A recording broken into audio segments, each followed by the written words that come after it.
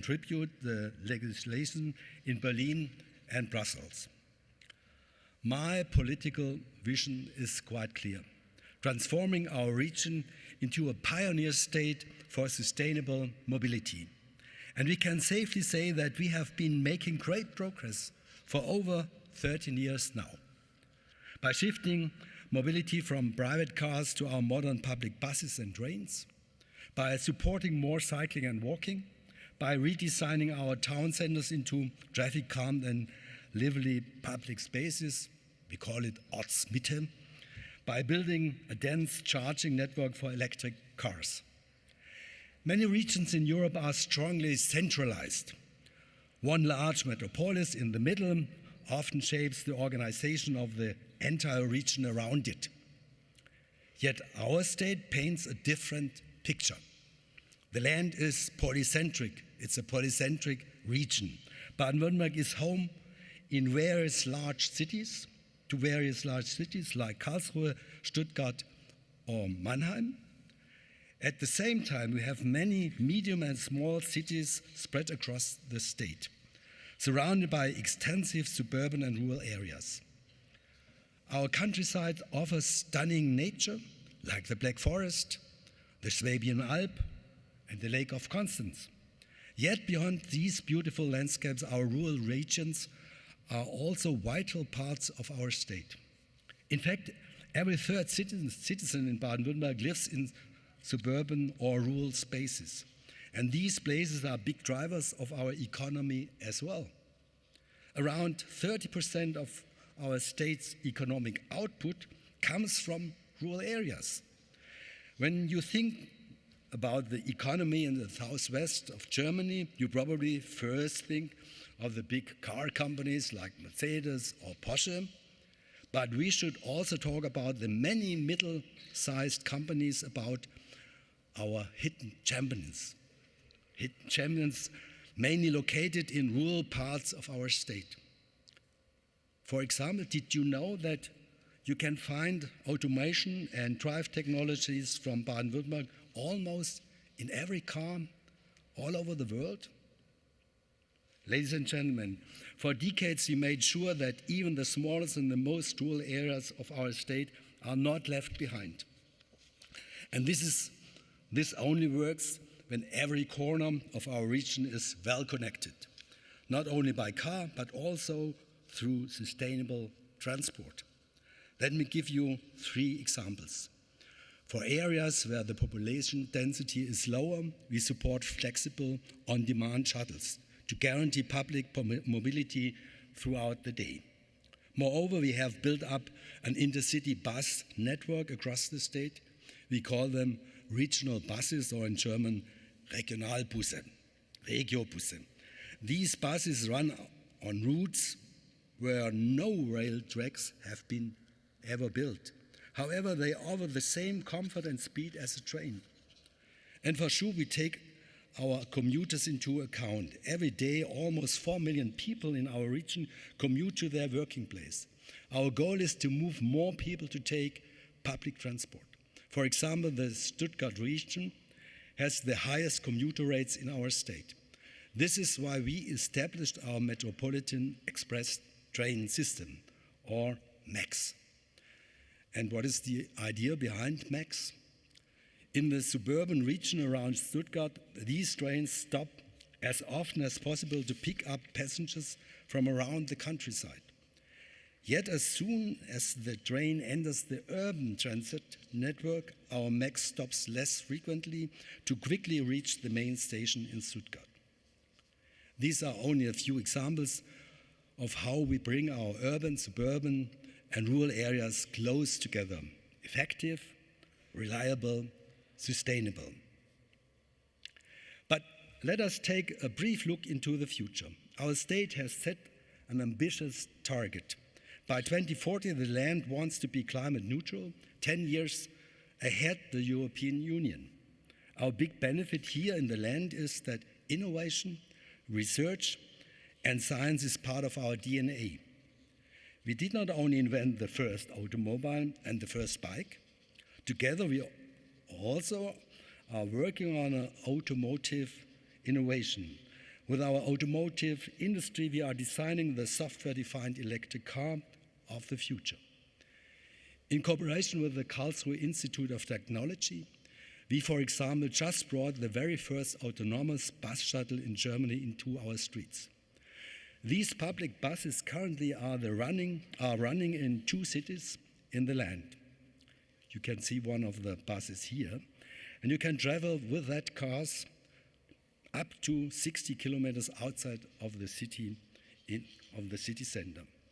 You can see one of these buses here on the bottom left here on the picture.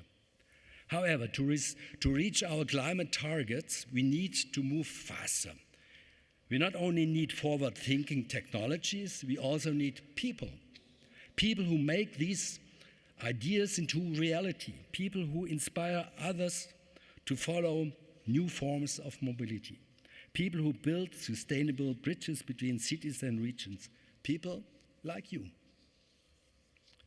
The challenges that lie ahead of us are growing.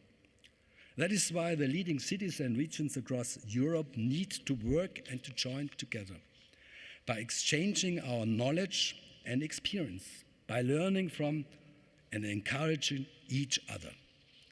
I'm convinced today we need more European cooperation than ever before.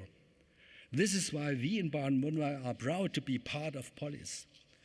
Together with the city of Heidelberg and the Stuttgart region that have been engaged in the network for years, and together with our new member, the Karlsruhe region. Ladies and gentlemen, in ancient times, the polis was the early birthplace of democratic principles. Polis today, as the European network of cities and regions, stands for sustainable living, sustainable mobility, for cooperation hand in hand, and for a democratic European Union. Thank you very much.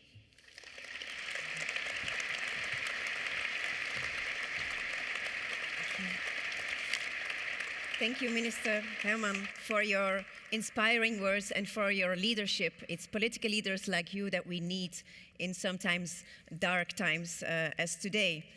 And the diversity of our network is also perfectly illustrated by the fact, indeed, that this conference is co-hosted by a city and a region of Karlsruhe, as was already mentioned by the minister, which recently joined our network as well. And you will be able to see with your own eyes in the coming days that Karlsruhe is indeed, as the minister also highlighted, a forerunner in sustainable mobility and innovation, perfectly aligned with the DNA of POLIS. So, dear friends, please welcome Dr. Frank Mentrup, the Lord Mayor of Karlsruhe, to the stage.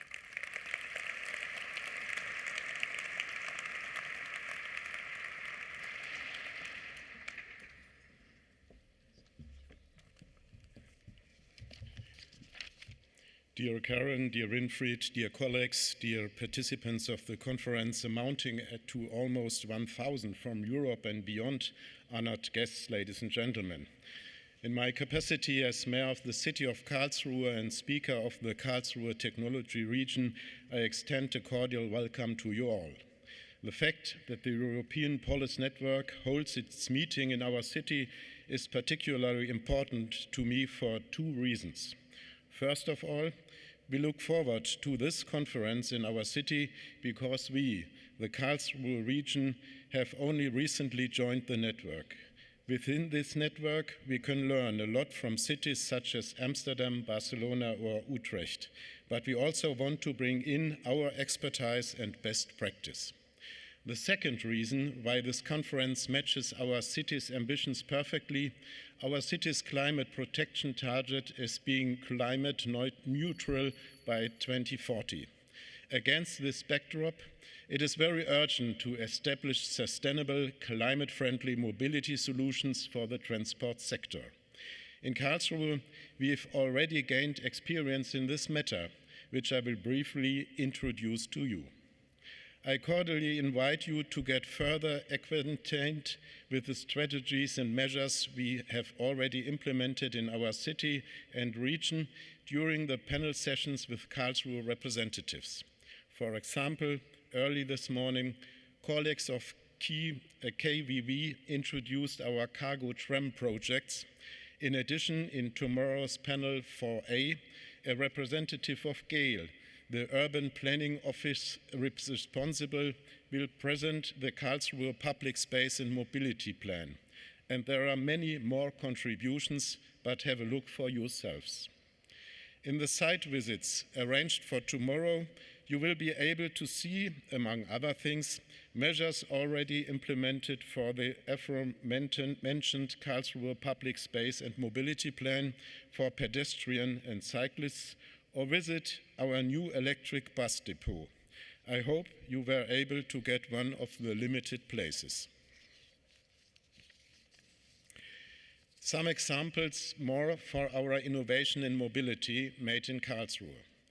The Karlsruhe program of active mobility has been part of integrated urban and transport planning here in Karlsruhe since 2022.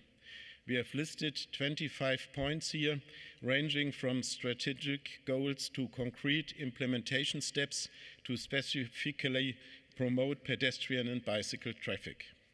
We want to achieve a situation where active forms of mobility account for 70% of the traffic volume in Karlsruhe by 2035, although we were already able to start from a good level of 56% in 2018. The active mobility program also includes binding expansion standards for pedestrians and cyclists.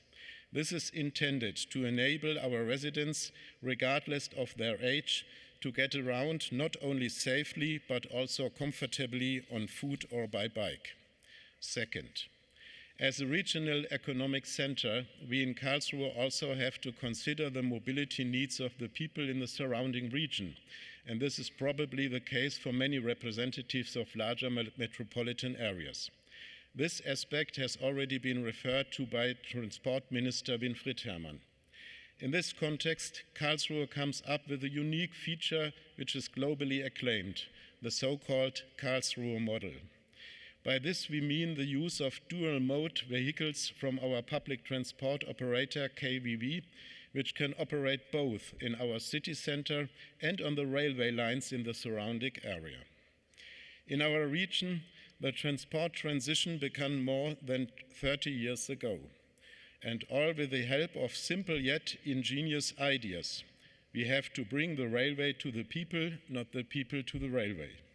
And maybe even more important for the Karlsruhe model, why do people have to change when the trains can do it too? At least that is more or less how the creator of the Karlsruhe model, Dieter Ludwig, has always put in. The system was and is inherently important for the urban-rural link in terms of joint social and economic development. Not only do people from outside Karlsruhe find it easier to commute to us, but the towns and villages in the Enzkreis, Kraichgau and Palatinate regions that are connected to us have also benefited and have grown up. The Karlsruhe model is therefore a prime example of how we prevent a structural or transport-related rift between urban and rural areas. The tunneling for tram trains, the so-called Kombilösung, under large parts of our city center was indeed a long process, but it is now paying off all the more as we now have space on the surface for other things, or rather the important things. More space for more life, for more greenery, and for aforementioned active mobility solutions. In short, simply more urban space and thus more quality of life. Third, among other things, we have built the RegioMove project in the region on this car-sharing pool to develop so-called RegioMove ports and an associated app. With the app and the ports, we want to make it easy as possible for people to switch from one mode of transport to another. It integrates all existing local mobility options from the railway to KVV Nextbike rental bikes, car-sharing vehicles, and the on-demand service KVV My Shuttle, KVV My Shuttle is an on-demand ride pooling service that we use to provide transport to areas that have so far had rather poor public transport connections. We also have integrated the e-scooters and many other information, and we have real-time data on this on this app. Fourth, moreover, in cooperation with the Karlsruhe Technology Region, the city operates the Mobility Portal. The portal was launched in 2010 as a municipal information portal and has since been expanded into a regional cross-border portal. 17 cities, including 3 in France, as well as 4 rural districts and the Collectivité Européenne d'Alsace, are now united under the umbrella of the Mobility Port. The content of the port is designed to provide information on multimodal mobility and is aimed at anyone who wants to find out about the existing mobility options in the region. It is showcase from the region's modern approach to mobility. And I will show you some. This is the region here from the technology region over the frontier to France and to the federal state of Palatinat. And this is our new mobility portal, where you see on the left side the information you can get with a simple click. And this is our sponsors. We have to thank them. Please visit them at our information desk.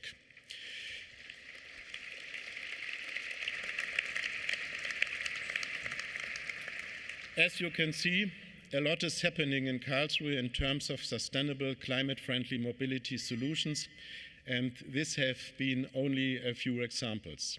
This is why I'm glad, we are glad, dear Karen, dear Minister Hermann, dear Winne, and I'm convinced that the POLIS annual conference is coming to the right place at the right time. And now, I hope we will all gain many exciting impressions and hopefully come up with many creative answers to the question of how we can implement the catchphrase, fix that mix. If you find time for another things tonight or in the coming days, then I would like to recommend our Christmas market on the Market Square and on Friedrichsplatz to you. Welcome in Karlsruhe. I hope you have a very informative and interesting stay in our city. Welcome. We are very glad and honored that you are here. Thank you very much. Thank you, Mayor Mentrup. Thank you. And we indeed look forward to also visiting those beautiful Christmas markets. And as the mayor was already saying, of course, thanks to him and to the minister, we are here today, but also thanks to our sponsors. So thank you for supporting us, for being loyal to POLIS again. And you see the premium sponsors listed on this slide, but there's many more also. Make sure to visit them in the exhibition area afterwards. So another POLIS conference also means another issue of our Cities in Motion magazine. So big shout out to Alessia and the comms team at POLIS for preparing yet another amazing compilation of articles and interviews showing the state of the art of mobility innovation. From major metropolitan areas like Brussels and Budapest to smaller and medium-sized cities like Lille, Arad and Aalborg, and regions such as Baden-Württemberg and Catalonia.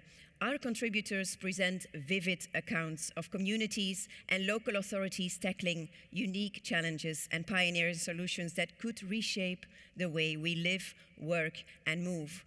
And also pay some attention to the cities of Ukraine, which are featured in the magazine as examples of resilience and rebuilding amid conflict and seizing the opportunity to reinvent their urban mobility systems by joining also the POLIS network. And we, of course, will, together with the whole membership, support them as much as we can in building back better and being resilient. Make sure to grab your copy of the magazine on the POLIS website. And when we're talking about copies, maybe you felt like the chair is maybe not as comfortable as you would have expected it to be, and that's because you're sitting on a publication, which we would like to share with you, a joint publication between POLIS and Arthur D. Little on the future of mobility, where we are sharing some insights, also following from extensive conversations with our members, but also other experts in the field. So I hope you will enjoy that read as well. Now, let me tell you a little bit more about the theme of this plenary session, Fix That Mix. What we will discuss in this session is how we can finally make that multimodal lifestyle that we have been talking about for so long and that we have been dreaming of for so long more of a tangible and true reality. Public transport is considered to be the backbone, or maybe we should say the locomotive, of a sustainable mobility ecosystem. And there is no alternative which is at the same time so affordable, efficient, and sustainable as mass transit. But needs in time, in place, and of people differ, and so do levels of car dependence and availability of sustainable solutions. So how can public transport and active travel be allies? How can we avoid an urban and rural divide? What is good regional transport planning? Will shared and on-demand mobility services fill the gaps that cannot be met by mass transit? And how can both physical and digital infrastructure give sustainable modes a competitive advantage? Are we getting anywhere with mass and those famous mobility hubs? The stakes are high, the challenges are numerous, and it really is time to finally fix that mix. And the perfect speaker to set the scene for this theme is Philipp Rode. He's Executive Director at LSE Cities at the London School of Economics, and he's Associate Professor at the School of Public Policy. With his extensive expertise in urban development, sustainable transport and governance, Philipp will explore the critical role public transport plays in building a sustainable mobility ecosystem and how we can integrate also diverse modes to achieve an efficient, affordable, and greener future. Philipp, over to you.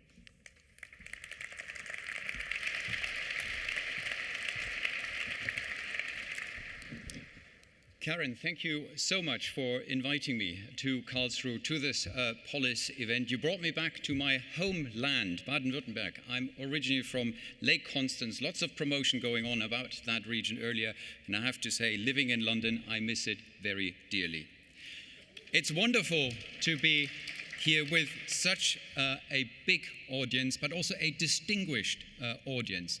And it's great that POLIS is able to attract the full support by the political leadership. We need that at this very present. And with the Minister for Transport of the state of Baden-Württemberg and the Mayor of Karlsruhe, we are in excellent hands for the type of support on this very journey.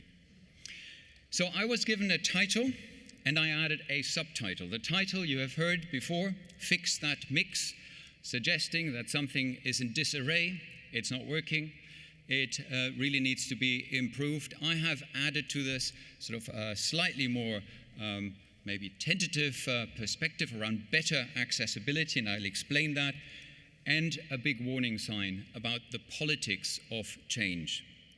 Now, I've given myself the challenge of 20 minutes, 50 slides, and I hope you will not get too dizzy, but it will be at speed.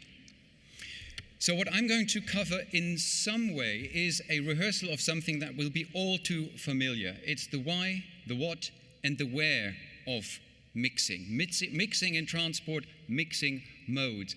But I nevertheless felt it's important to rehearse our fundamental argument, our case for mixity, to then spend about half of my presentation on the how. That brings us to the politics and the dynamics around also our democracies. So let's begin with why we need to mix.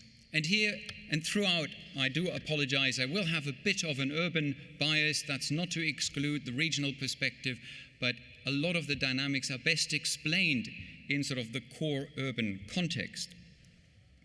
Cities are territories of access. Our jobs, our economic structures make cities incredibly successful. And by the very nature of the logic of cities, they bring together a whole range of different needs of economies and working together, compressed in very finite territories. And that's where the need for mix begins. It then translates into the needs and wants and desires of real people like all of us, how we want to travel in these very diverse environments. But make no mistake, this diversity of factors that motivate us, these individual factors of modal choice, of which there are many, many more than just cost, time, and reliability, which a lot of transport professionals, including myself, were still trained when we started this journey. A lot of this is determined by the physical structure of our cities. I'm using a few extremes from far beyond Europe here. The dispersed urban development of Mexico City, with in itself an inherent logic of accessibility, forces certain mobility entirely different from the polar opposite Hong Kong dense hypermix of, in this case, land uses and, of course, considerable workplace densities on top. In Europe, we have practiced the mix of these extremes in a very good manner. This happens to be Barcelona, but it also means where there is land use mix of typologies, mix of architecture, it very quickly translates to having to mix in terms of transport systems. And particularly, we need to mix trip lengths. This is an important topic, again, possibly neglected a bit too much in my own discipline. We can differentiate different shares and mixes of, let's say, very short distance trips up to 2 kilometers, those up to 10 kilometers and then above. And they all, in their pure forms, create very different type of cities. The reality is, of course, all of those trips to a certain degree happen at the same place, and they may be altered a lot by external events. This is the example of London and how the trip share of different lengths altered over a very finite period of time and is slowly coming back to what we would consider a 1-hour metropolis. There are many other reasons why we need to mix, and technology is possibly a quite fundamental one. Think back 150 years and go in your mind through the different transport technologies which we added to our cities, towns, and regions. Very few, maybe the horse-drawn carriage, have disappeared, although still used for touristic reasons.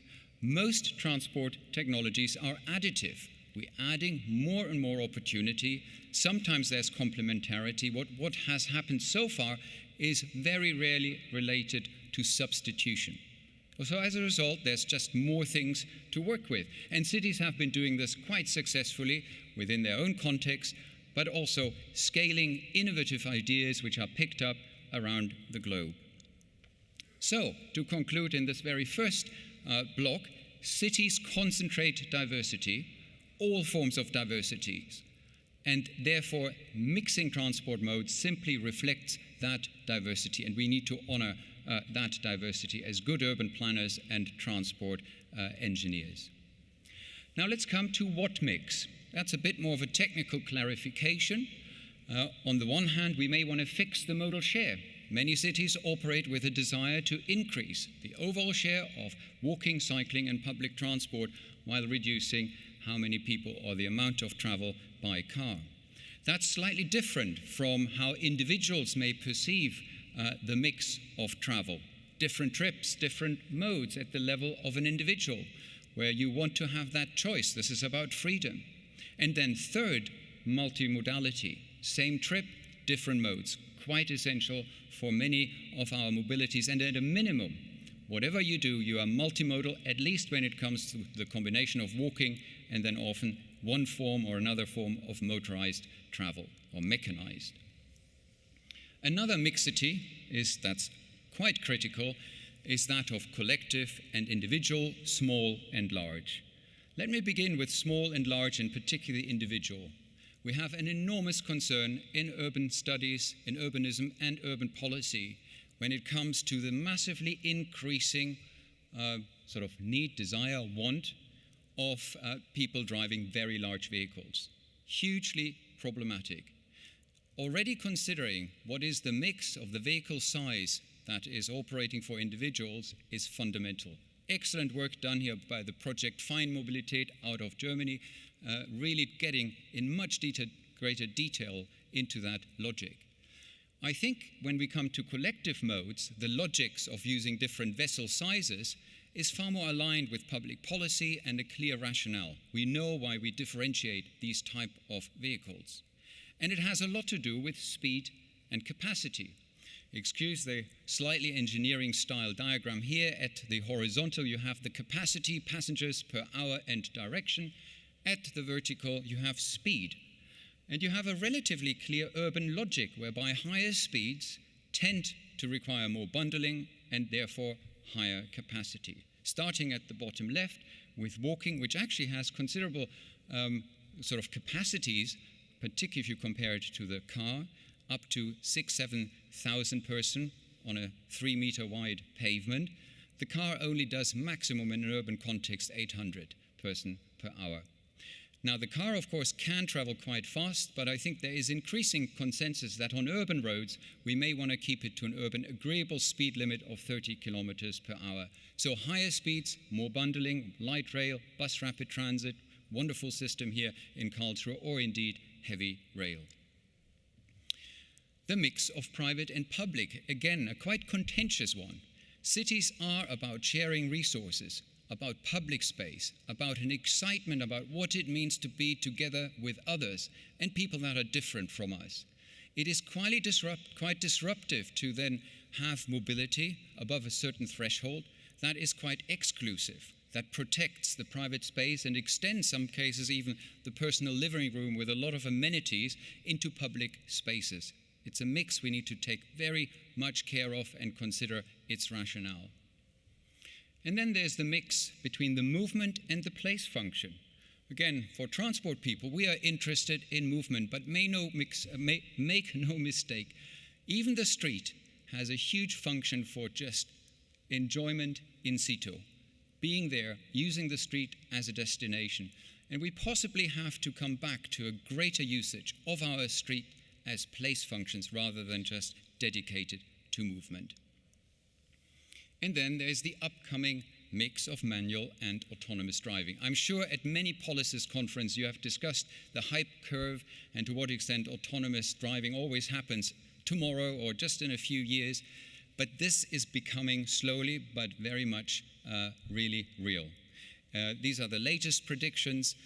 You can just imagine what is going to happen if autonomous driving is being privatized. And I think our cities will urgently have to prepare for very clear regulation, legislation that autonomous driving needs to be shared or public.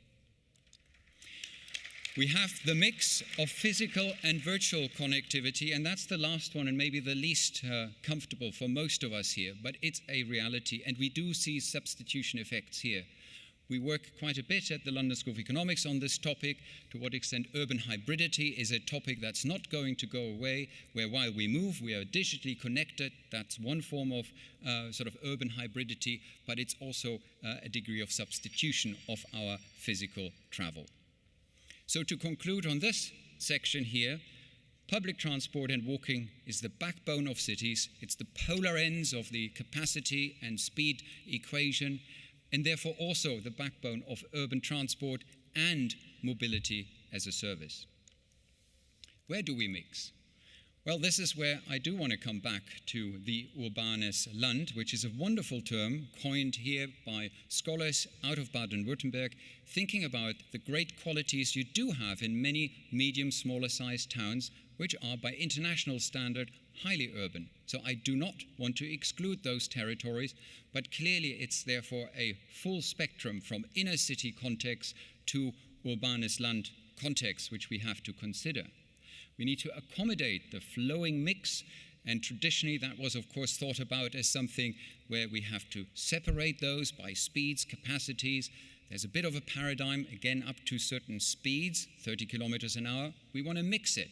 It's exciting to have people come together, and even the tram up to a certain speed mixes well with pedestrians. We need to accommodate mode change, and delighted to also see colleagues in the room from Utrecht, one of Europe's most wonderful intermodal transport interchange at scale, huge, hundreds of thousands of people per day. But it's the spectrum all the way to the local bike docking station that needs to come together through a logic, a hierarchy of mobility hubs. Yes, at sort of looking at drawings like this, it looks like a technical exercise, but Karen, to your point, mobility hubs can really work incredibly well. They need to consider a few things. I want to highlight one above all. The metropolitan transport interchange is not just the station. It's not just the platform or the parking garage. A metropolitan interchange is a neighborhood where people don't mind to walk, maybe even up to 10 minutes, leaving a bike in one corner of it, or possibly even a vehicle, and then enjoy the journey towards a train system. So if we consider the metropolitan interchange as an urban neighborhood, we will not have a problem of too much stuff piling up in one space. Possibly again, for the next generation to consider is the mix of virtual reality and augmented reality in our real physical environments. At some point, we'll have to also think about the actual design of our cities while people are very much hooked visually to all sorts of other inputs. Let me now come in the remaining time to the ultimate question, the how to fix that mix. And you have already noticed, I think, that maybe here and there hidden, there was an explicit implied reference to the motor car. We have to recognize the exceptional case of car use. This is a transport mode that operates well beyond transport utility. It's about status, culture, convenience, freedom, and identity. If you start tickling that kind of area of human behavior, you get a lot of strong reactions. And at the same time, we have to intervene because the negative externalities are simply too great to ignore, particularly in cities. And above all, as an urbanist, it is the space consumption. It's not even the carbon emissions, as bad as they are. It's space consumption that concerns me the most. And it's difficult to address without an adjustment where we acknowledge there needs to be a shift away from ownership. There will be increasing competition in our streets. Cities will continue to be denser, more people, more public space. We want, again, our kids to play in these urban environments, in these streets, and we need to prepare for climate change. That will mean more green, using our surfaces in an intelligent way. But there is this risk of polarization.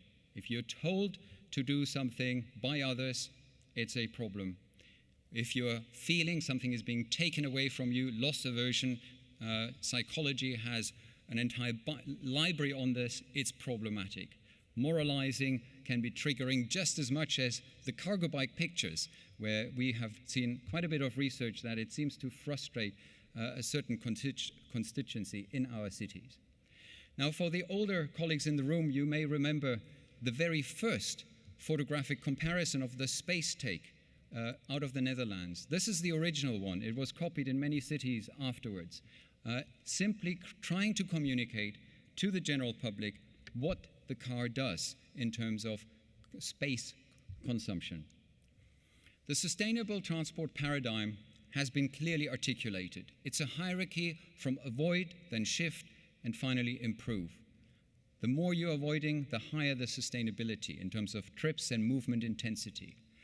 But unfortunately, with this hierarchy comes also an increasing level of complexity and opposing interests. It's no coincidence, therefore, that a lot of our policy at the moment is within the convenience space, certainly at national levels, around the improving of existing transport modes. But something is beginning to happen, not least because of cities' leadership and cities having to really start to transform mobility patterns, and some of this also through a considerable interventionist perspective. Here the example of the paradigm of the 15-minute city, that this is now a conspiracy theory, in some ways is a very sad and problematic outcome, but it also tells us that we're beginning to hit a nerve.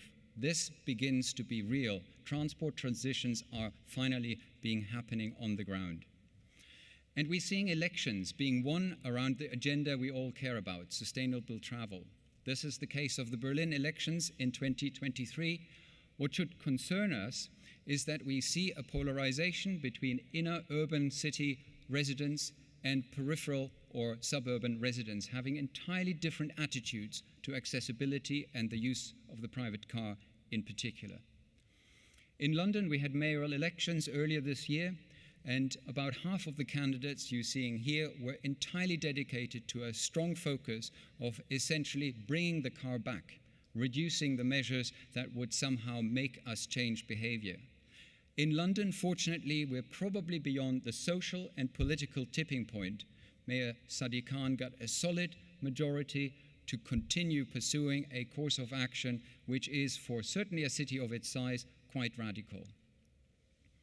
But besides our strategies and our bigger picture ideas, we need to think about political tactics and build bridges, work with our stakeholders from the beginning, deal with the barriers, communicate effectively, getting the timing right, integrate technical expertise, and show the general public how change looks like.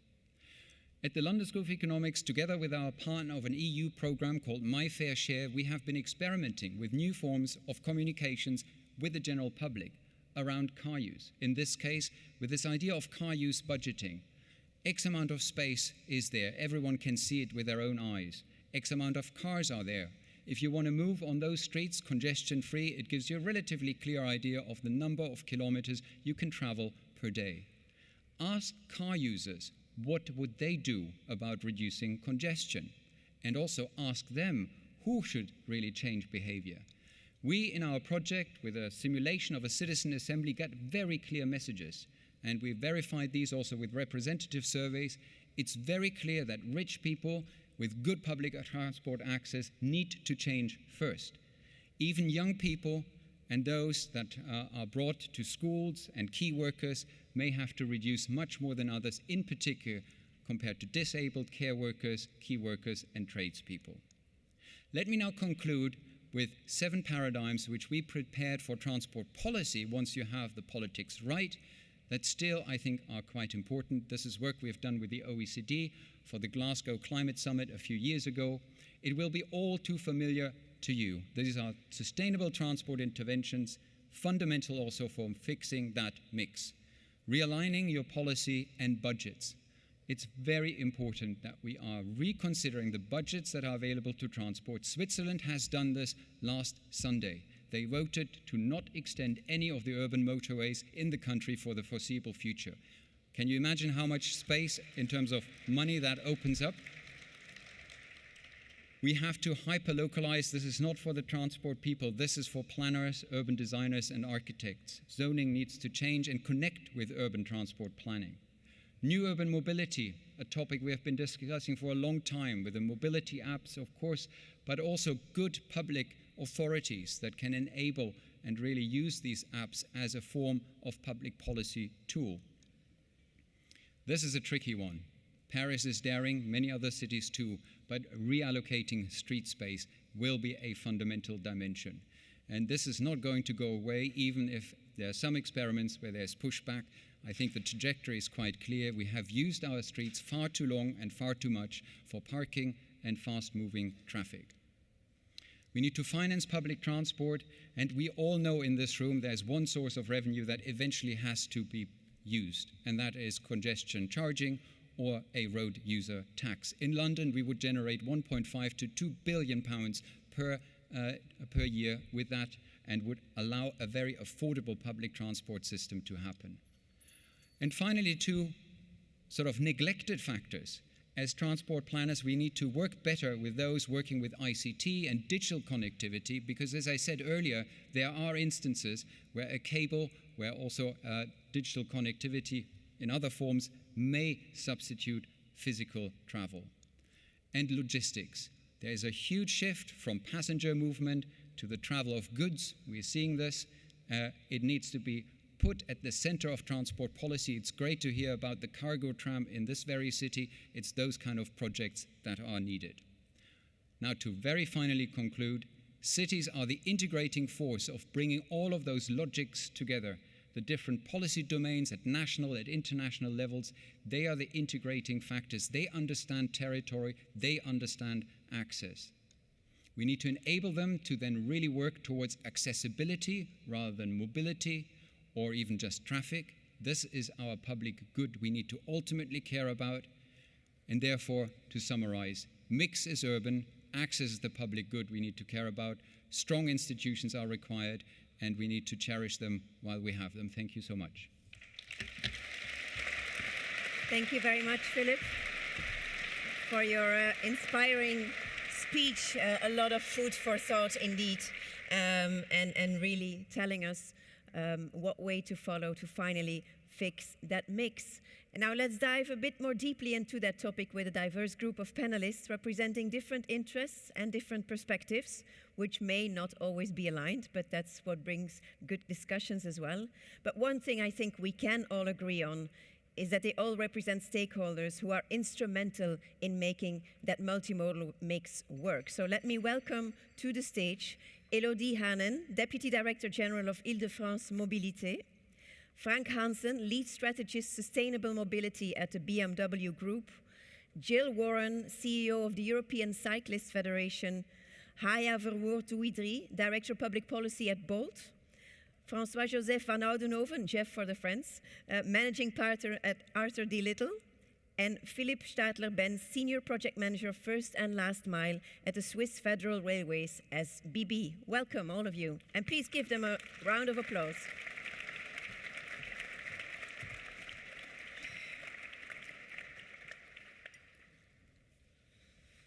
So, hi everyone, happy to have you on stage. So let's continue that conversation on that mix, that multimodal mix that we would like to see happening in reality. We shouldn't just talk about it, we really have to implement it. And we're all working hard towards that implementation, but I think we can all agree as well that we are not there yet, as Philipp was also illustrating. Elodie, let's start with you.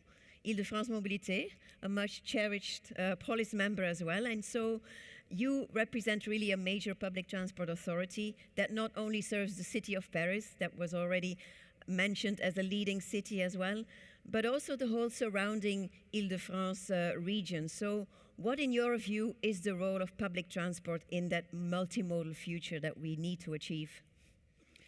Thank you, Karen. Thank you, and good morning, everyone. So yes, we are the PTA of not only Paris, the very dense and very urbanized capital city that you all know, but we're also the PTA of the entire Île-de-France region, an area of 12,000 square kilometers, almost 80% of which is rural territory, so with a low population density. So yes, we have to support and promote multimodality, and even more so than on a total of 43 million trips per day in the region. We have nearly 15 million made by car, by individual car, and only 9 million by public transport. So even though we have the second most dense public transport network in the world, we have a majority of inhabitants of the region that really can do without a car, and especially in those outer suburbs with low density. So our role as PTA is really to offer tailor-made solutions that take into account that rural specificities that we just cannot let people deal themselves with their car dependency. It's really a matter of reducing road congestion, and also a matter of fighting against climate change, and a matter of climate change attenuation and adaptation.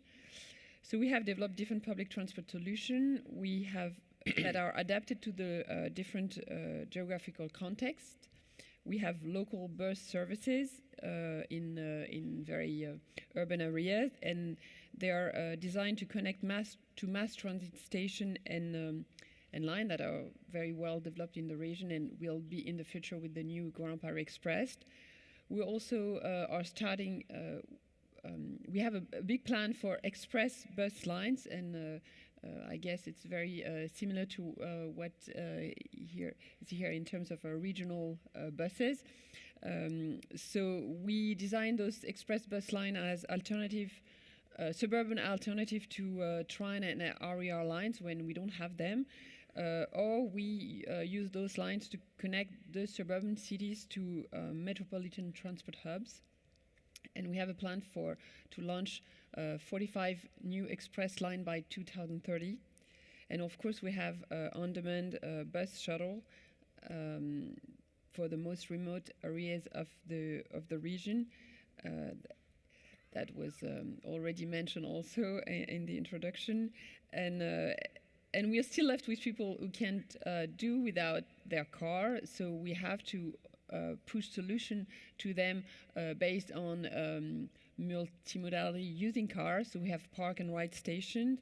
We have 83 park and ride near major station and above 20,000 spaces in those park and rides. And also we push carpooling and car sharing. So okay, so quite a wide range of alternatives that you're offering to reduce car dependence and to make sustainable modes the obvious choice. So keep up the great work, I would say.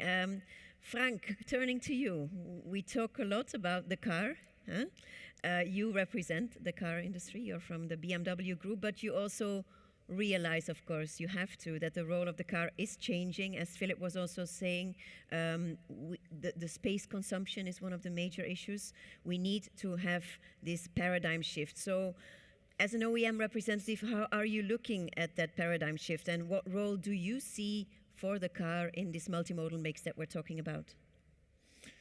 I entered the BMW group 20 years ago as a mobility researcher, and back then we did scenarios how mobility would look like in Europe in the year 2025. It's very interesting to grab those old studies and look into them.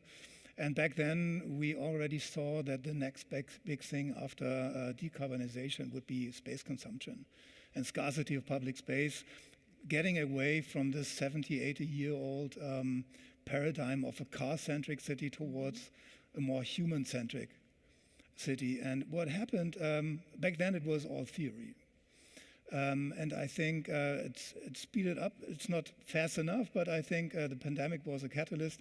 It's speeding up this whole transformation process, speeding up, especially in European cities, at least in the urban cores. There's still lots of things to do in suburban areas. And the role of the car has become by far more diverse than back then. Back then, everything was built around the car. Now, when we begin to think of the humans and their mobility needs and this whole renaissance of what a city should be like, so you have all activities at hand in 15 minutes, or however you might call it. This was the original idea of a city. So all those activities that cause physical mobility are close at hand. So you can walk there, you can cycle there. The optimal sustainable mix is a result of that. So I think the backbone is non-motorized transportation. And the role of a car differs a lot from back then, and it differentiates into various target groups.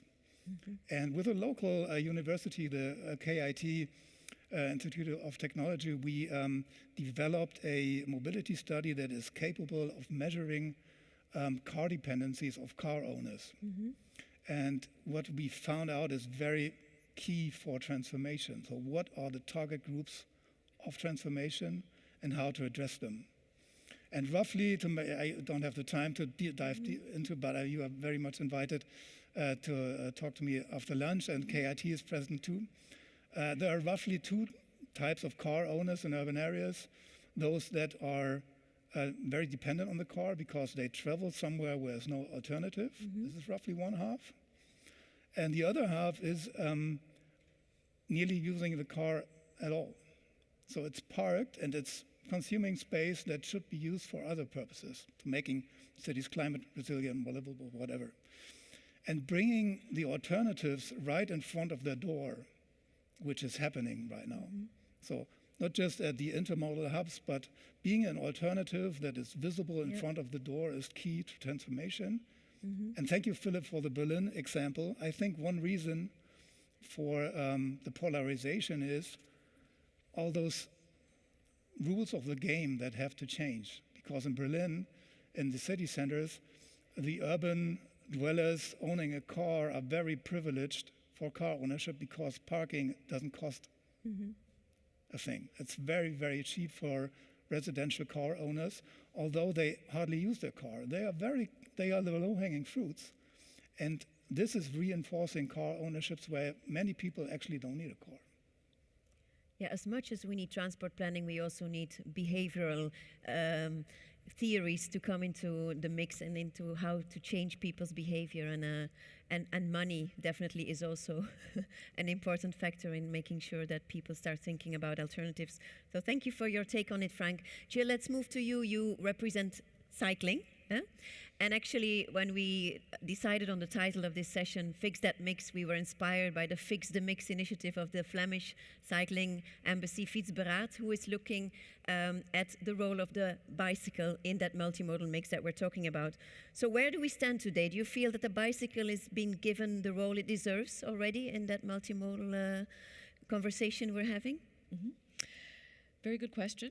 And I will say some of present company is accepted because we have some absolute shining lights here in the audience of people who have made sure that their cities have been transformed in that direction. But generally speaking, no, not yet. The bicycle has not been given the role it deserves. It has so much more potential in our urban spaces. So with 60% of urban trips 5 kilometers or less, and more than half of those still being done by motorized vehicle, that's potential. When you factor in the game-changing potential of e-bikes, where people are willing to travel further distances with them, let's say up to 10 kilometers, then you have that potential of about 75% of urban trips. And there's so much more of that we can realize with cycling. But how do we do that? Well, obviously, in Philippe's presentation, he mentioned something like 20 factors that affect people's mobility choices. We know that cyclists or people who want to cycle will give as the number one reason why they don't, or don't do it more, or don't let their children do it, is the safety, the perception of safety. And that perception of safety comes from proper infrastructure, first and foremost. So, in terms of my priority list of things that I would focus on to fix that mix, it's the infrastructure. It's separated, safe, direct, connected, high-quality, comfortable infrastructure for cycling. It's the integration with public transport and rail to support truly sustainable mobility for longer journeys. It is campaigns to, try to ease a shift in people's mobility behavior. It's land use planning so that we're not designing neighborhoods and perpetuating that car dependency, and where it is, fixing that. And capacity building, because even today's traffic engineers, city planners, a lot of them were trained in the car-centric world, and so much of everything is in the way we think about what cities look like is that car-centric model. So I think the capacity building to really bring a lot more of that knowledge into how we design cities that are safe for cycling is really important. So still some work to be done, yes, to put it in a nutshell. Haya, you are a relatively new family member, let's say, with shared mobility being part of the multimodal mix, but how do you see your role? Because we also help our members navigate this innovation landscape and regulate that landscape in a way that private sector-driven mobility services also play the role we would like them to play and not undermine the backbone that we've been talking about, for example, public transport. How do you see your role in this multimodal mix? Thanks, Karen. Very happy to be here today in Karlsruhe, and thanks for inviting us. I'd like to think of us as no longer the new kid on the block. I feel like we've been viewed like that now for a while, and I hope that we're becoming more and more part of essential transports. And you're a teenager now. Yeah, we're growing up. So I think that in terms of our role in complementing public transport, it's a really key role that we play, and especially if I talk a little bit about ride-hailing, which I know is a much kind of debated topic in terms of is ride-hailing actually playing a role to take cars off the road. What we see is that a recent study that we did with 200,000 customers of ours is that 55% of them actually cite ride-hailing as the key reason for why they give up private car ownership, and 17% of them are considering giving up their car ownership because of ride-hailing. So we see ride-hailing as a key part of the mix because it offers that convenience for certain parts of trips that other modes of transport don't offer. as Bolt, we have currently 200 million customers globally that are on our platform, and some of them are using ride-hailing, shared cars, shared bikes, which I agree, growing in popularity, and I think shared bikes are actually, I would say, the biggest potential for growth that I currently see, shared scooters and other modes, and having that kind of combination of modes is allowing people to then give up private car ownership. I mean, if I take myself as an example, and also to your point on infrastructure, I live in The Hague, a very kind of friendly biking city where biking is actually my key, my main way of transport. But if it was not for a very convenient public transport system, very good train system, and for ride-hailing where I need my urgent trip and I know I can actually depend on that, and for car sharing as well, where I actually rent a car every couple of weeks to pick up my stepdaughter from a little bit further, then I need the convenience. If it was not for all of that, I would have decided to purchase a car, and still now 12 years going, I don't own a car because I have that access to a lot of different modes. So I think this is where we play a really key role. We also play a role in driving more ridership to public transport. So we see that actually 30% of our rides are ending in a public transport hub. So people are using the multimodality in that case. And we also see that 20% of ride-hailing trips actually happen because there is no public transport available, according to the latest survey, which is really great to see that we're actually complementing in a way where either a service is not available at a certain time of the day, maybe the hours, get less frequent in the evening, that people are using that. We saw in Berlin a lot more usage in the outskirts during those hours that the public transport is not available or is not as frequent. I want to end with the good news. I think there is an increased role for both. We did a recent study with Oliver Wyman, and we see that actually we expect shared mobility to increase from 3% to 7% by 2030, but also an increase in public transport from 20% to 27%. So I think the role of both is actually growing in the next 5 to 6 years. Those are hopeful numbers indeed. Jeff, let's turn to you because we've been working on this publication that everybody's sitting on at the moment. Are there some key trends and insights that you can single out that we should be aware of when it comes to this multimodal mix and how to make it a reality? Thank you. Not Thank you, Karen. quoting the whole publication, that would take us too far, but some key points. So fixing that mix is indeed a key question, and I wanted to share 3 insights actually from the study that might be interesting to take into account when reflecting on this. And the first one is trying to objectivize the current state. So what is the current mix within cities and region and broader? And so today, I mean, we see that what we call sustainable mobility in the mix, that means everything but the individual car, but I'll get back to that. It's about 65% of trips. That may sound a lot, or that may sound little. That also means that 35% of the trips are done by individual car in city center. So it's nothing that is to be forgotten. What is interesting that if we stop looking at trips, but we look at passenger kilometers, which we have at very, very different numbers. So we see that in cities and regions we are about 70%, and if we look into rural area, we are at 90% of the passenger kilometers which are being done by individual car. If we compare from 10, 12 years ago, we were at 57%. So in between 2010 and today, there's only been 8 percentage point improvement or shift, so to say, towards what we call sustainable mobility. So it's important to put that a little bit in perspective, so we can definitely not speak yet about a revolution, maybe an evolution. And the second element I think that I wanted to highlight is the outcome of a study that we did in Q4 last year around the world to see, okay, what's the realm of possibilities? To which extent are people willing, possibly, to change their behavior? And we asked people across the world in different regions to say, okay, what is the percentage of probability, or would you be willing actually to change your behavior by either stopping to using individual car altogether, or just moving from only using one individual car instead of 2 in a specific household, or actually not willing at all to change?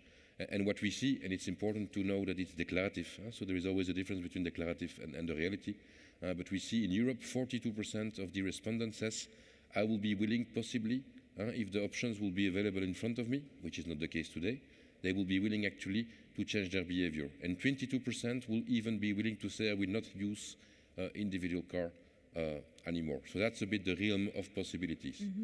And that's a very important one, and that's why I like, we've used the word multimodality a lot. And multimodality is not only about the so-called sustainable mobility. In my view, multimodality is about all the modes of transportation, including the individual car.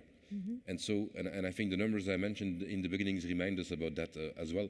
And so too often, I think we see so-called sustainable mobility, public transport, active mobility against the private car. And I think we need to shift a little bit the view and start from the user and look at different use cases. And I think what is important is to see mobility as a broad ecosystem, which includes public and private mobility. And I think the objective that we want to achieve, specifically in cities and regions, it is to avoid the use of individual car by default, but making sure that people ask themselves the question for each of their trips, what is the most valuable mode or combination of modes that I will be using. And I think that that's also very good to have thereby representative of the whole model split in this conversation.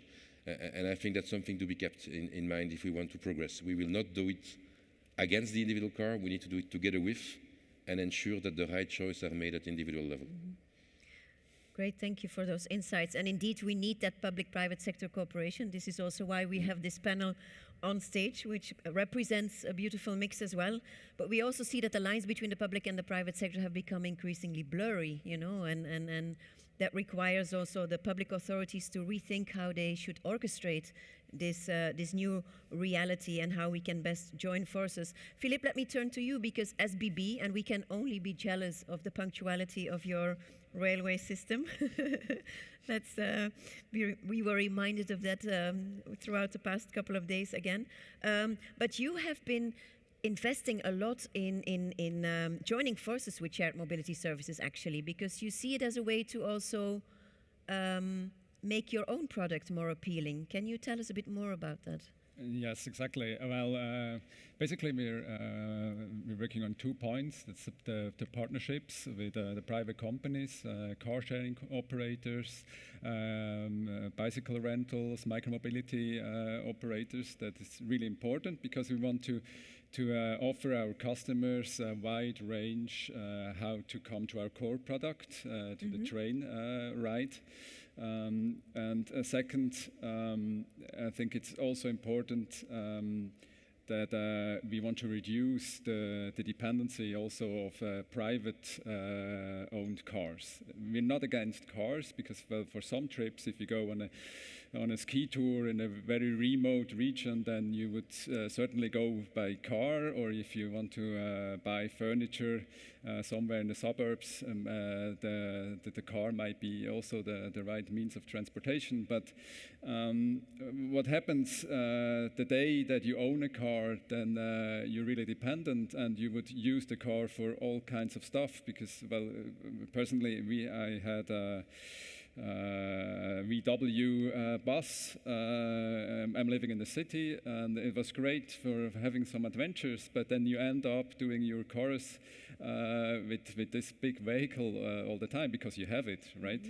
And so I think we want to give our customers the opportunity to have other shared vehicles available. And well, when it comes to the partnerships, I think it's also important because we want to further develop our railway stations as multimodal transportation hubs, that we give them the space around our railway stations. Normally in the cities, the space is scarce, and we want to give them the space for their offers because it's important for our customers to see and to know where they find all these offers, and it's also important that people that use these offers know where to park them properly. Interesting. Frank, let me turn to you because you've also understood in the meantime that partnerships are important and partnerships with cities are important, not to get more cars into that city, but indeed to look at alternatives. And you've been working, for example, with a very active POLIS member as well, the city of Rotterdam, also one of our former presidents. So how are you partnering with them to look at multiple options within that urban environment when it comes to mobility? First thing is we are all looking at the same thing. So we want to create a livable city that is still accessible. And what we are exploring together with Rotterdam, what further roles vehicles, or let me call it mobility devices, can take over to serve the community better. Just not being a means of transportation, maybe a joyful means of transportation, but that is it. And we started off with projects like vehicle to grid, where we saw the big opportunity and still see, and this will scale up in the very upcoming future. Imagine cars as power banks for green energy to support the energy transition, not just in urban areas, but anywhere. When just the wind is not blowing, the sun is not shining, you have stored energy in the electric vehicles that can go back into the grid to support the energy transition. Or we started off with a project which we call the BMW eDrive zones. So back then we had a huge scale up of plug-in hybrid vehicles. But the electric mileage was not as high as we expected and hoped. So what we did is we made a geofence around Rotterdam together with Rotterdam, and we designed it. And the idea was, and this is what we actually executed then, if you enter this zone and you cross the geofence, your plug-in hybrid vehicle automatically turns into a full electric vehicle. And when it's not possible because the user didn't charge the battery enough or properly, you get a notification, dear Karen, I want to change into electric mode, but you haven't charged. And this scaled up charging events significantly. And we have this now in over 140 cities in Europe, maybe in your cities too, I'm pretty sure. And this evolved, and we made projects dealing with intermodal changes, which is still a challenge. As soon as a person sits in the car and wants to get from A to B, it's very hard to pull this person out of the car again. And our ambition is to make this intermodal change as comfortable as possible.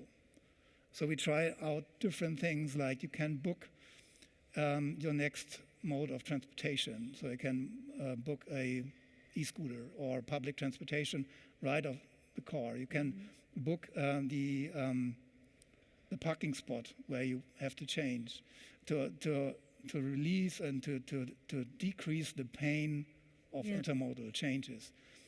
And the most recent project we started with Rotterdam is a more strategic one. So it is the completely new design and transformation neighborhood, the Merwe Haven. It used to be a port area, which will be a mixed use of living, working, shopping, anything. A typical 15-minute city or 5-minute city neighborhood, quite close to the city center of Rotterdam. And the vision we have is you move there, you are quite a fiend of reflecting your personal mobility behavior because you are moving. And you enter a new phase of your life. And you have a real option of owning something or just having access to something by providing a very diverse multimodal option right in front of the door by providing mobility hubs for the community living there. You touch upon a very important point, and that is we need to make it as easy as possible and as seamless as possible, because it's so much easier to be monomodal than to be multimodal. So indeed, facilitating switching between modes is instrumental. And Haya, coming back to you, how are you cooperating with cities? So we heard now about this partnership of BMW. Are you also entering into partnerships with cities? Definitely. I mean, cities are our basically partners, and we're working with cities across 600 cities actually globally. And we see mixed experiences. In some cities it's easier. In some cities it's more challenging. I think that when it comes, specifically I want to reflect a little bit on the shared mobility part, which is the shared bikes and scooters. We see that a lot of the regulations are still actually optimizing more for looking at the externalities and regulating for some of the issues that you see around parking or lack of infrastructure, etc., rather than actually maximizing for the users. So what we still miss a little bit is that kind of more enthusiasm, I would say, about the users, because let's be honest, those modes are very popular, and that popularity that since they arrived, the users has really picked up, and you see that when you put bikes out there, when you put scooters out there, people are really using them, and I think that is really something that we could leverage a lot more to enable more of those trips, more of those usages. And in some cities we see really great examples where it's really working really well, and we're optimizing for more and more ridership over the years. And in some places we see that it actually has stagnated, as in the initial excitement has kind of eased down, and you don't see an increase of ridership year over year. And I think it's not driven so much by the behavior of the customers, but more by the regulation curbing demand. Like, for example, really limiting the number of vehicles deployed. We've even seen examples where the program kind of ceased to exist. So there are those challenges that we're facing. But I think overall more excitement than not. But cities really play a huge role in this sector, in shaping, in really making or breaking the mix, I would say. It's really make it or break it, depending on the regulation in the city. That's also, of course, why we try to facilitate that conversation with you guys. We represent cities and regions, but we also want this to work, and we cannot but do it in partnerships. But we also believe in the importance of regulation to make your services policy responsive. But sometimes well-intended regulation can backfire as well. We're aware of that, and we're working on that. But Jill, coming back to you, how important is this micromobility revolution that we see in and now we're not talking about the e-scooters, but the bike in the micromobility story. How important is this private sector-driven bike sharing revolution in making the case for cycling in the multimodal mix? How are you looking at that? Yeah, well, I think it's really, really important for all sorts of reasons. I mean, it's a convenience. It gives people access to bikes in situations where they might not have them. Either they don't have one, or they are in a city where their own bike is not with them. All sorts of reasons like that. It's a low-stakes way for people to try cycling, to get introduced to it, which we hope is then a gateway drug to them, doing it a lot more for their everyday mobility. It complements public transport, I would say, because it can be more flexible. If I have to wait a half an hour for that bus, or I can just grab the shared bike and get to my destination faster, excellent. Another really wonderful example I'd like to bring from Baden-Württemberg. So as a longtime former resident of Freiburg and still fan of the football club there, I love how on game days you have you have trams, you have a train that goes to the stadium, but you also have about 6,000 people who go by bike.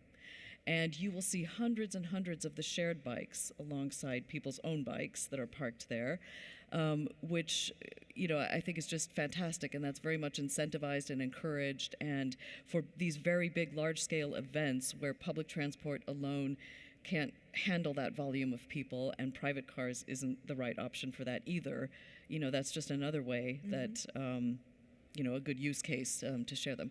But I think that bike sharing should be considered public transport by default and subsidized, supported accordingly, especially in smaller areas where, a private sector actor would not be able to make that profitable. So I think that's something that we need to pay more attention to in more places. I'll definitely come back to the subsidy question. Yeah. Can I also just make an observation? Philipp is wearing bicycle socks. So just for you. Excellent. He's multimodal there. Definitely. Well done, Philipp. And you noticed it as well, so that's great. But let's talk a bit about the money. So you are saying bike sharing should be subsidized. We have public bike share schemes out there. We have privately run micromobility sharing schemes as well. Jeff, let me turn to you, because in our study we also argue that we need to rethink the funding equation for public transport, for micromobility, in terms of internalizing external costs and beyond. Can you maybe single out a couple of insights in that field?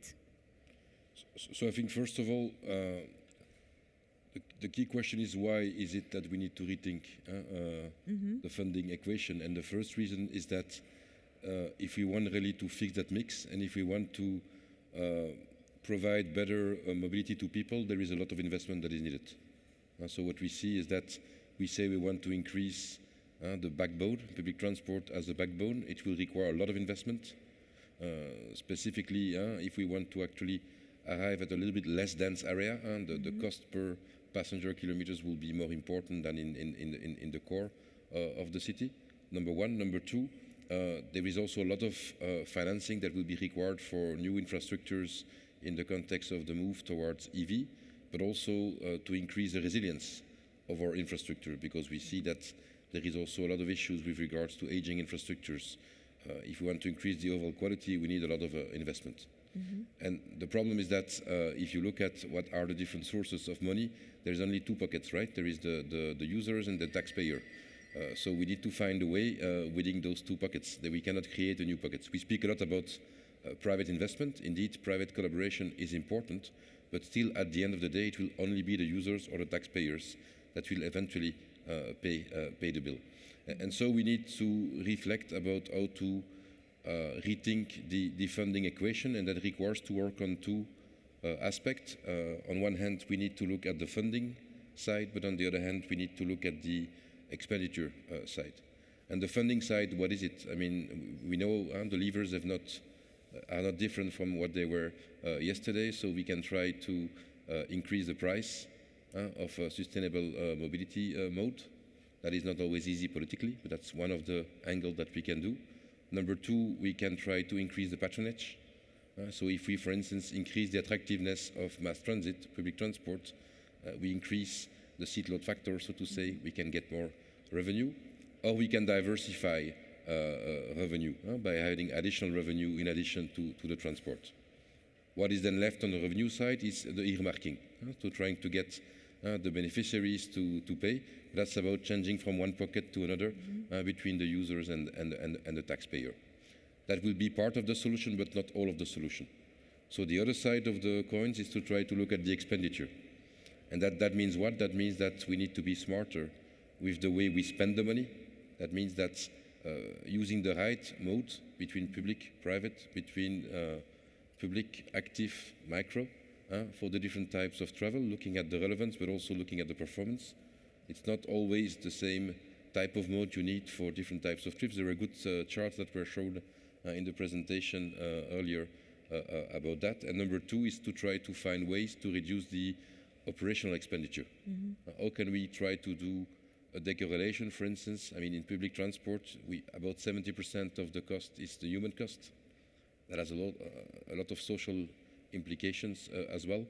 How can we try to improve operations, for instance, by decorrelating the volume of traffic to the humans, for instance? And those are the different areas we need to look into. Yeah.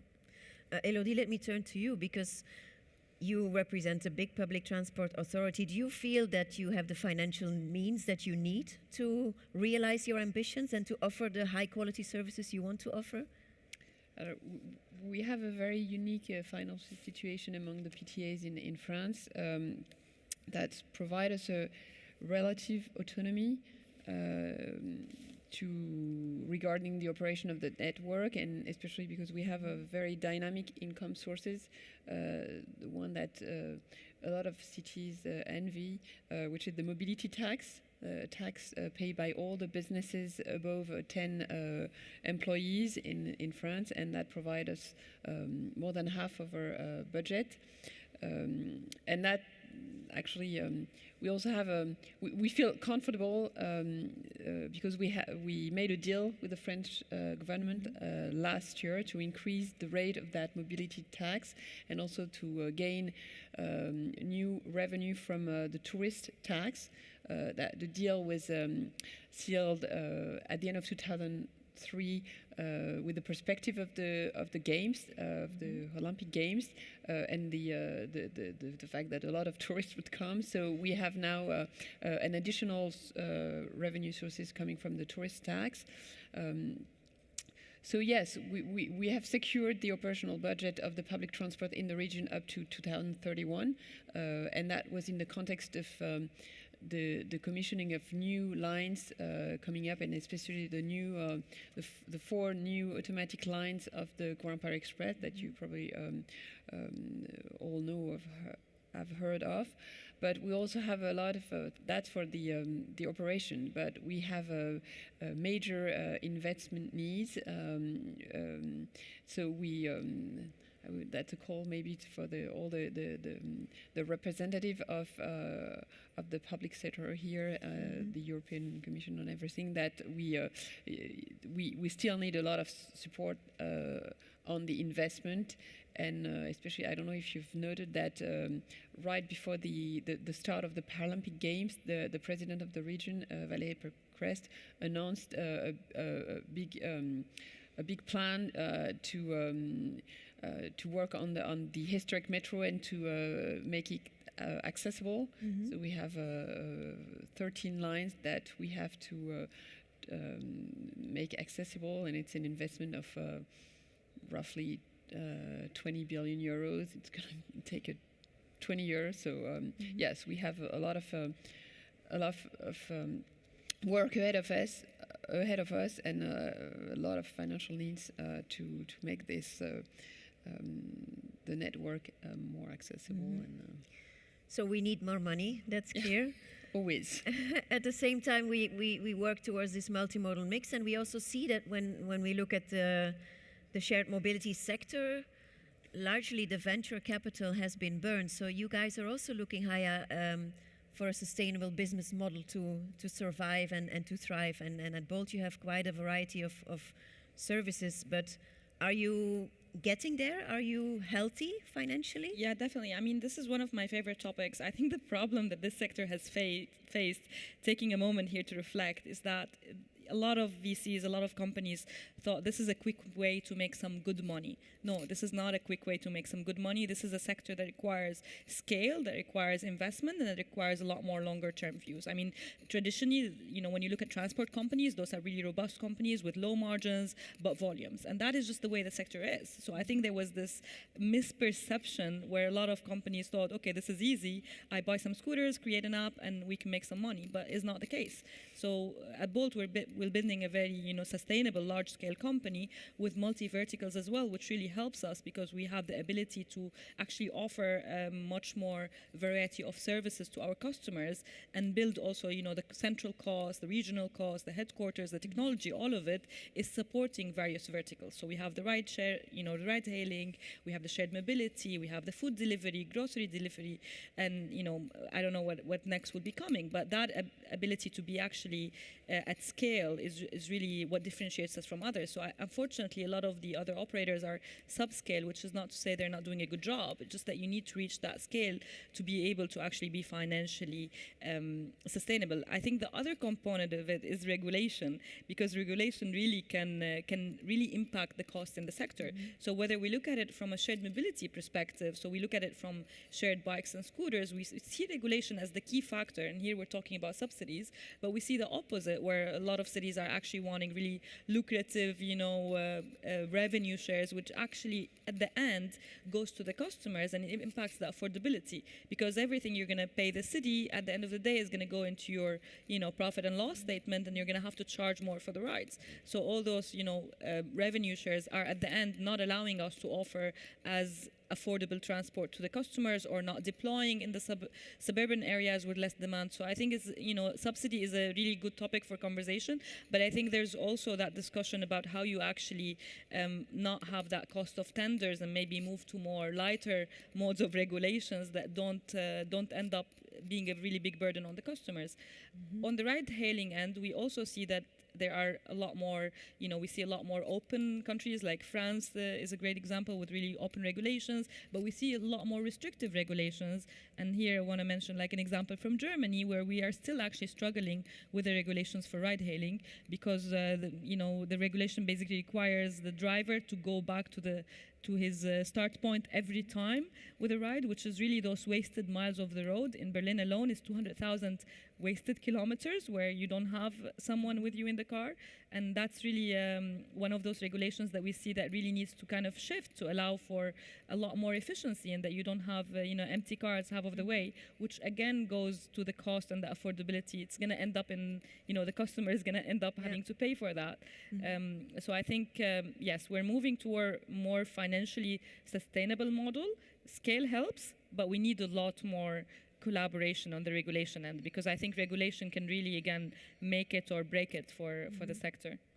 As we say at POLIS, we need innovation to be governed, but we also need governance to be innovated. So, and that should come from both sides. And talking about innovation, we're very much talking about the way we try to use innovation today, but Philipp, I know that at SBB you're also looking way beyond today, 2050 and even further down the line in terms of where you want to move forward as a public transport railway company. Can you tell us a bit more and unveil what you have been cooking at SBB recently when it comes to that far away, or maybe not so far away future? Yes. Well, it might not be as innovative that maybe you want to hear it. And but some colleagues of mine, they're working over the last couple of years on this vision 2050, SBB 2050 and beyond. And because we need more capacity on our railway system. Well, first of all, because we're growing, the population is growing, and second, we want to have a more sustainable model split in Switzerland as well, so we need more people on our railway system. But the infrastructure, the railway infrastructure or infrastructure in general cannot be developed infinitely. It comes with high costs, not just to build it, but also to maintain it, as we see in these days. And so we think that the railway of the future should focus much more on long and medium distances. And, but for that, we need complementary, like light trains, for example, in the urban areas, as we heard from the minister before, or for the urban regions, we would like to see on-demand shuttles, well, in the future, self-driven on-demand shuttles to complement the railway system. Well, they're actually the core of it is 3 points. We want to be much more frequent on our system, which means we would like to connect our cities, our main cities, every 15 minutes. Normally now it's every 30 minutes, so we want to have that twice as much trains between the cities. And for that, we would need to harmonize the speed on the tracks to be able to do that. And the second point is we want to become faster at connecting the cities, and also to give our customers seamless door-to-door travels, not just a train travel, but door-to-door. And for that, we need an optimized stop policy. So we might reduce railway stations, but we have these complementary systems. But in the end, you will be from door to door, you would be even faster than today. And the third and last point is we also need to become more flexible, especially at weekends. We would like to work with different timetables because we have to adapt to the leisure needs of our customers, and leisure is highly dependent on snow conditions, for example, the ski resorts or whatever, so we need different timetables at weekends. And yes, but it's not just a vision. The colleagues, they had, they tried to plan that, because of all, you have a lot of uncertainties, true, but they really try to plan the future and do simulations. And what they tell me, it looks great. It should function, and we still have some time. Okay, sounds promising. Frank, do you have any further innovations up your sleeve to better serve cities? We think about the connectivity as well, data, also automation. What are you cooking? Absolutely, absolutely. We have quite a long tradition when it comes to urban purpose-built products and services. And this is actually the reason why we are cooperating with cities like Rotterdam today, because when you want to really organize the transformation process, you need not just mobility innovations, you need the demand side. They have to adapt to it, so we have to address the needs. And we need different rules of the game, so different regulations. And this can only come from cities. And if we manage to do so, we can give those mobility devices in the future completely different functions. They can protect vulnerable participants of transportation like cyclists. So we learned a lot from the cities. So one main issue was the dooring, that you park and there's a cycling path right beside the car, and many people just open the door before looking, is there any cyclist coming? And this is not possible anymore with the recent products from our side, because we have this safe exit feature which warns you or even hinders you from opening the door when there's a cyclist coming from behind. And think this into the future. So how can vehicles or mobility devices, doesn't have to be a car. So we have very small motorcycles, electric, with a footprint of a bicycle, basically. So it doesn't have to be a four-wheel, it can be a two-wheeler. And I know that there are many of those scooters, electric motorcycles in the Île-de-France. So it's a very important market for us because this is a very scooter-friendly environment there. So the vision we have is having vehicles not just as a means of transportation, but serving the urban communities for energy transition, as I mentioned already, protecting vulnerable participants of transportation, and in the end, not just consuming space, parking away automatically so they don't block public space anymore, and bringing those multimodal hubs. And we are invested in the diamond sponsor here of this whole event, Free Now.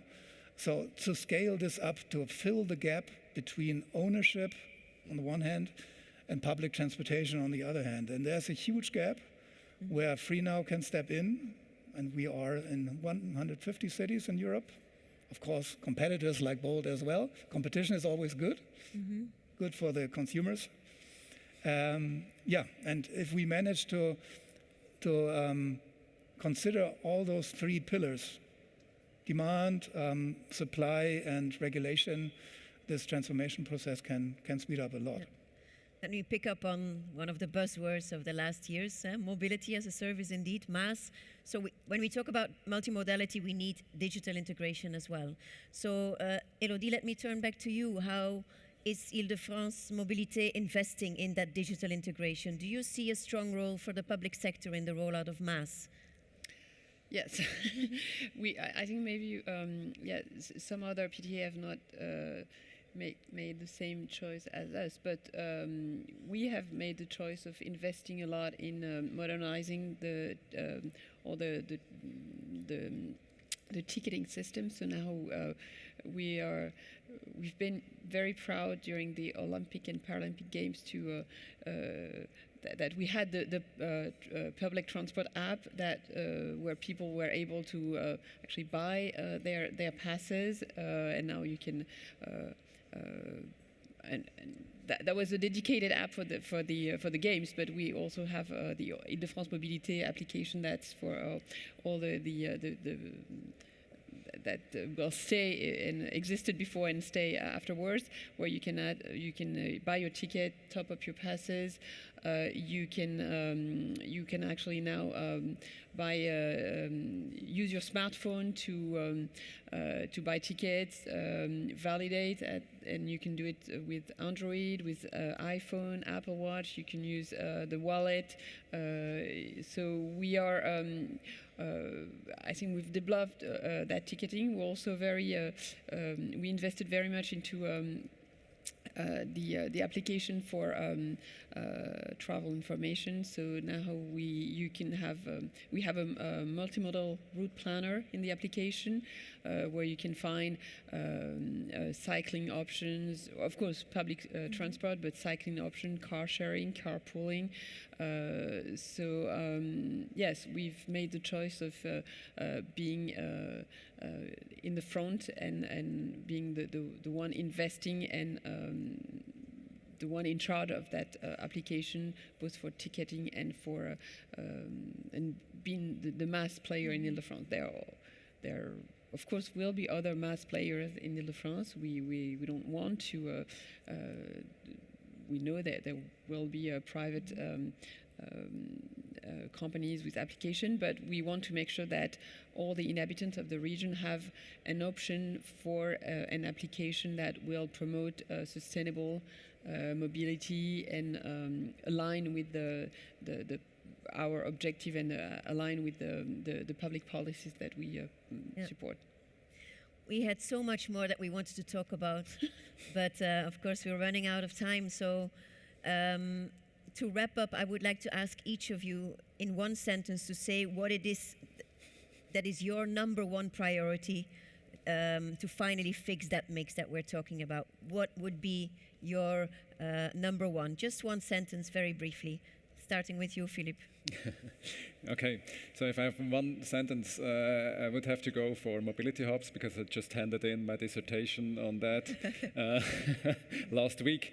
So I think that's really important, not just to have the exchange of the means of transportation, but also to have livable cities, and the railway station or these hubs are in the middle of the city, and you need the node function, you need the place function, and they should come together in mobility hubs. Jeff? So I think, and a bit linked with what I said initially, I think it's really about being able to work within the whole system level. And so that means working on the supply, selecting the right mode for the right types of movement that we want to do, but also working in the demand. I think we don't speak enough about mobility demand management. In our study, we identified that provided the solutions are available, working on the demand represents 70% of actually the ability of people. I mean, the people will be 70% influenced by the demand rather than the supply if they want to change their behavior. And on this basis, actually, if we can balance both supply and demand, then the right vision and governance and the right funding will make it happen. So you need to work on everything, but first, well balancing supply and demand. Haya? If I want to summarize in one word, I think my wish is just closer collaboration with the private and the public sector, and also like for the discussion to be a lot more about actually generating more demand, more mode shift, a lot more data driven. Like we see that, we have a lot more of those conversations, and whenever I have one of those, it really gets me excited about the work we're doing, and I think I just hope to have a lot more of that kind of closer collaboration. Jill? Be very short. We need at least 500,000 kilometers of additional high-quality, safe cycling infrastructure across Europe to make it cyclable. Okay, let's get that done. My final wish would be, don't just put transportation modes in the center of interest, but the human being. And the sustainability goals of the municipalities and how we want to live, actually. So, and this is a way better approach to attract the people to it. So how should the neighborhood look like? And then the ultimate sustainable mix is the result of it, but not vice versa. Good point. Elodie? Maybe I would underline governance and cooperation between all stakeholders, and I just want to mention the fact that we were hosting the Olympic and Paralympic Games in Paris with, for the first time in history, an objective of 100% of the ticket holders accessing the venues by public transport was, of course, a booster for modernizing and developing the public transport, but I think it all happened and it was such a success really because we were able to all work in the same direction and maintain over time this is a very solid government that we had established in the very beginning during the preparation. So really governance and cooperation. Governance and cooperation, I think we could have expected that is at the core of this multimodal mix that we're working towards. Please join me in thanking the panelists.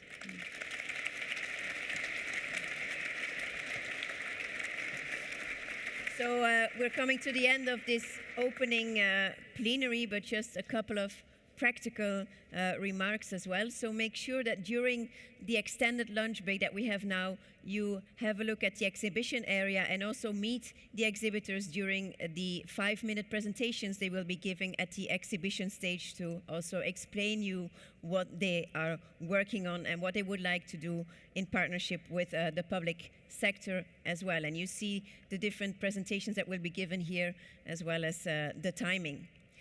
And then this afternoon we will have 2 rounds of parallel sessions where we can dive more deeply in many of the topics that also have been discussed here during the plenary session, and where we can get our hands dirty and talk about how to roll out measures on the ground every single day, which is what is happening in our cities and regions, also with the help of the private sector. Those of you in the room who are a city or a region and are not yet a POLIS member, shame on you, first of all, but you are very welcome to join the Get to Know POLIS session during the coffee break in the afternoon. And then, of course, a very important part of this conference as well, the conference dinner tonight, kindly sponsored this year by Init. And the most popular sponsor always, every single year, is the party sponsor, obviously. DOT, the famous POLIS party, will be back as well tonight. So I'll see you on the dance floor. Enjoy the POLIS conference.